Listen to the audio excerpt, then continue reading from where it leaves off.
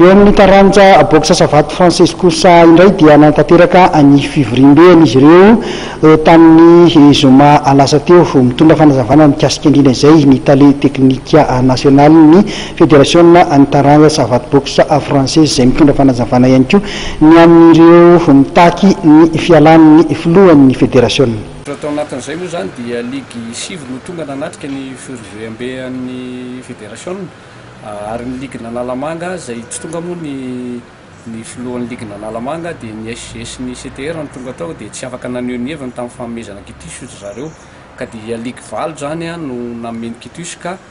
zato isan-jato moa zany ny fitokisana napetraka ireo ligue valo zay tonga ny fédération. Tao anatin'izany ihany koa ny firesahana momba ny championnat du monde 2017 combat zay atao eto Madagasikara amin'ny taona 2017 dia manga ny lanitra satria mifandray tsara raha mbola nanamafy an'izany fanamafisana ny anaovana ny championnat du monde 2017 eto Madagasikara ny fédération internationale ny savaty boxe française. Manoloana ny fitakin'ireo olona sasany ny amin'ny hoe fialan'ny filohan'ny fédération inona ny ambaran'ny tale teknika national mahakasika an'izay? Raha ny fitakiana ataon'izy ireo zany moa araka fijerinay azy dia voalohany aloha reo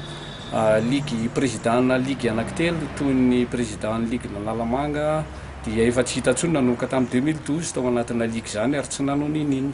Faharoa ny filohan'ny ligue ny Amoromania dia efa niseho déclaré tamin'ny assemblée générale natondry zareo tany Ambositra fa dia efa ihany izy ny tenany ihany nanao sinian'izany dikan'izany zany efa manala teny izy. Fahatelo ny filohan'ny ligue ny Alaotra Mangoro dia efa nanao taratasy ihany koa izay miaraka amin'ireo fédération amin'ireo ligue partra sivy izay nanao sini fa mitombona ny fitakian'ireo ligue famalina zany zany hoe mitsipaka indray izy le taratasy izay nataony fahalalana ny filohan'ny fédération. Dia ao anatin'izany koa moa zany ny monsieur Parfait Rakotondrina izay mariana etony efa filohan'ny fédération izay mitondra mandat indroa matoa izy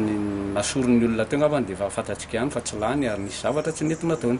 Ary efa notolorany izy no filohamboninahitry ny fédération fa tsy nanaiky izy tamin'ny 2010 fa hoe tsy maintsy ho filohan'ny fédération ihany no takinika nefa zany dia tsy mety satria olona voafidy ara fomba démocratique ny filoha vaovao sy lofin'aina Rafringa-Piara. Raha ny fandaharam-potoana zany ankoatra ny championnat du monde inona ny fandaharam-potoana ny fédération?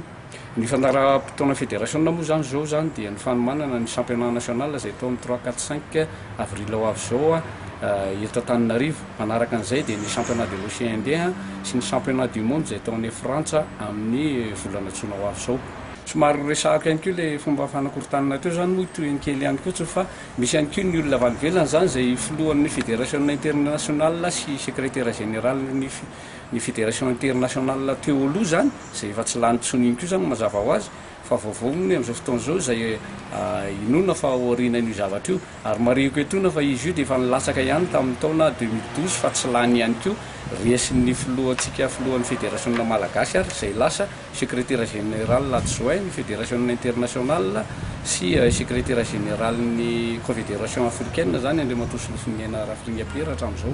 Ary mareko ihany koa fa reo olona zay miaraka amin'ny zareo reo dia olona efa saiky sanctionné na rady eto anatin'ny fédération daholo reo manakorotana miaraka amin'le voalazako teo aloha.